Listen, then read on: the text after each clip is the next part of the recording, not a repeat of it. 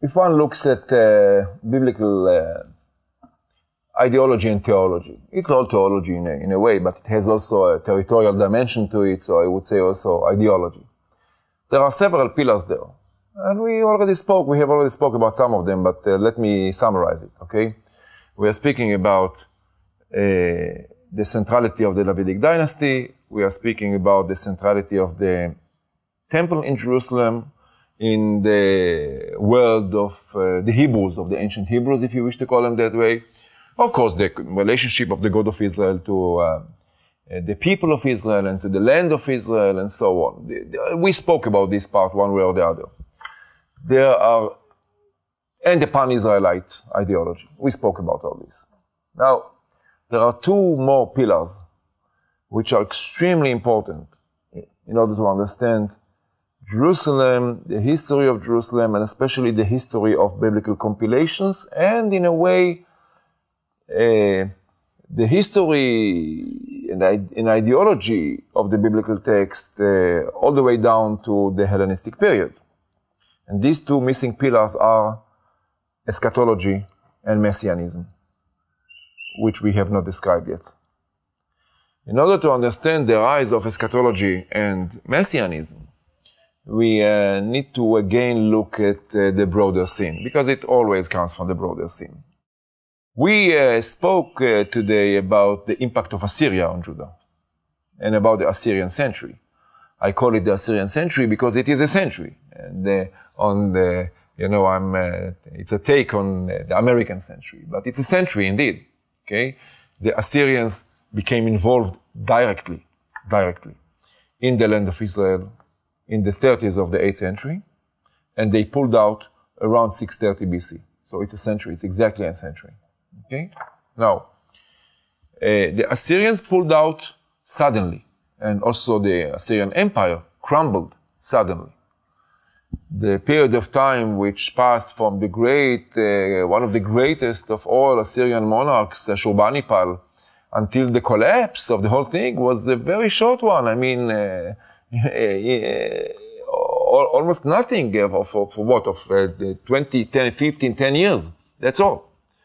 And because of global events, because of geopolitical events in the ancient Near East, the Assyrian Empire started crumbling for reasons that are not to be described now, because of pressure in the north and so on and so forth. And by 630, 627, 626, something like that, they pulled out.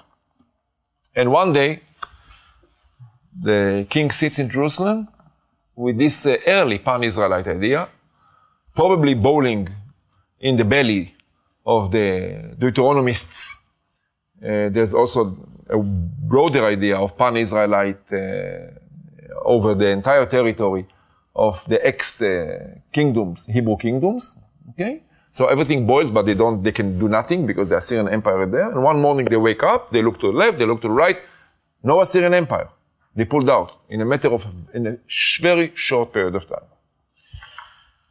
And I think this is the moment when you have this eruption of the second phase of pan-Israelite ideology, which is exported. I mean, this idea says it's not only all of us within, it's also all of us outside, which means all territories which were dominated in the past by the Hebrew kingdoms, they should be legitimately ruled by a Davidic dynasty from Jerusalem. And all people living there should worship the God of Israel in one place only, in the temple of Jerusalem. So this is the moment. I mean, when the Assyrians pull out that they have this idea of territorial expansionism, and for a while it works. Because it's very difficult to reconstruct, the expansion of Judah in the time of King Josiah. One thing is for sure, both from the biblical text and archaeology, that Judah managed to expand to the north, take over the much hated sanctuary of the northern kingdom in Bethel, which, don't misunderstand it, was a temple to the God of Israel, which means a competing temple to Jerusalem, took it over, destroyed it, and so on and so forth. This, did happen. And then we have a very interesting story in the Book of Kings. Now, in order to understand, and in Chronicles, the story says that in the time of King Josiah, in 609 BC, we know how to translate it to the year 609 BC,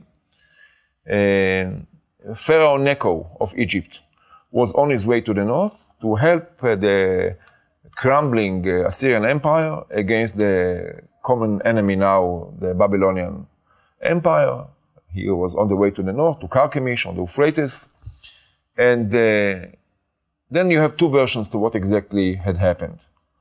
The Book of Kings says that King Josiah was summoned, was called upon by Necho to come to meet him at Megiddo. And when he came there, he was executed on the spot. The Book of Chronicles speaks about a battle that took place between forces of Josiah and Egypt. Now, because Chronicles is late, because Chronicles has already different ideology and so on, in a situation like this, we go with Kings. Okay? And there's no reason to believe that Josiah could have schlepped, go to the north with a big army. Judah was not that strong at that time. It was still a vassal until a few years before of the Assyrian Empire. So we're not speaking about a big army marching, to the battlefield at Megiddo. So what really had happened exactly? We need to understand it on the background of events that took place in the ancient Near East. Again, the geopolitical arena, okay? When the Assyrians pulled out, apparently they did so in some sort of an agreement with the rising new power, old new power.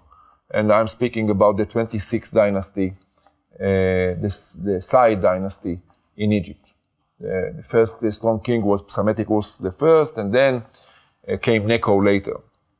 Now, so when the Assyrians pulled out, Egypt took over, especially those garrison places and strategic location spots along the international highway which goes from Egypt to the north, the Via Maris, so-called Via Maris, and so on. And Megiddo, one of them. So in the north, the Egyptians inherited the Assyrian center, the Assyrian town of Megiddo, which is mentioned in Syrian texts of the time of the 7th century BC. And apparently, Josiah was called to appear before Necho in order what? In order, in the tradition of the ancient Near East, to swear alliance, to swear vassaldom, okay? To accept the suzerainty of the Egyptian monarch. What exactly happened, we don't know. Something went wrong there. And he was executed on the spot. Now, please remember that Josiah is the ultimate pious king of Judah. When you read the Bible, there is no king like him. It says in a certain spot in the Book of Kings, where some of us believe was the final verses of the first edition, if you wish, of the Deuteronomistic. It says that there was no king before him and there will be no king after him, and they compare him to Moses, and he walks in the way of the God of Israel without turning to the left and without turning to the right. He is the ultimate king. He is not only the new king, the new David. He is the real David, because David is not a real David, because David is a problematic figure.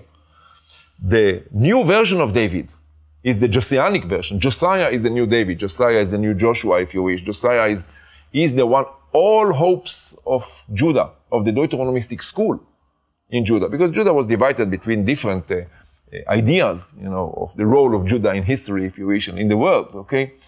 So the Deuteronomistic school in Jerusalem, for them, Josiah is the ultimate king, which brings the great hopes for a better future, for greatness of the kingdom of Judah. We are about to reconquer the land of Israel as Joshua did before. We are about to re-establish, the golden kingdom of King David and so on. We have the ultimate king, good king, and so on. And this good king goes to Necho and it's all over in a minute. Everything collapses in a minute. Everything collapses. And then, Judah goes also into terrible times, 25 years, with kings not from exactly the same school of thought of Josianic, Deuteronomistic, or whatever. And 25 years later, Judah is destroyed, Jerusalem is destroyed, the temple is put to the torch, the aristocracy of Jerusalem is deported. Terrible catastrophe.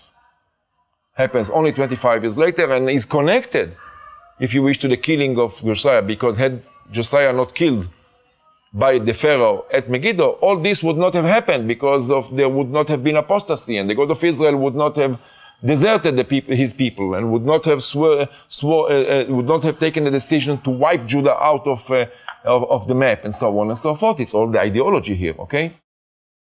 And this is the moment when you have the new ideas in the Hebrew Bible. There is no text in the Hebrew Bible which speaks about eschatology and messianism which can safely be dated before 609 BC.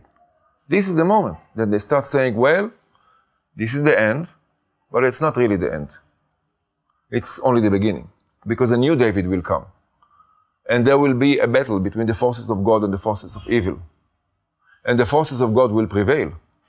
And as a result, there will come a Redeemer who will redeem the people of Israel, and so on. This idea, now I sounded like speaking Christian theology, but it comes from Second Temple Judaism.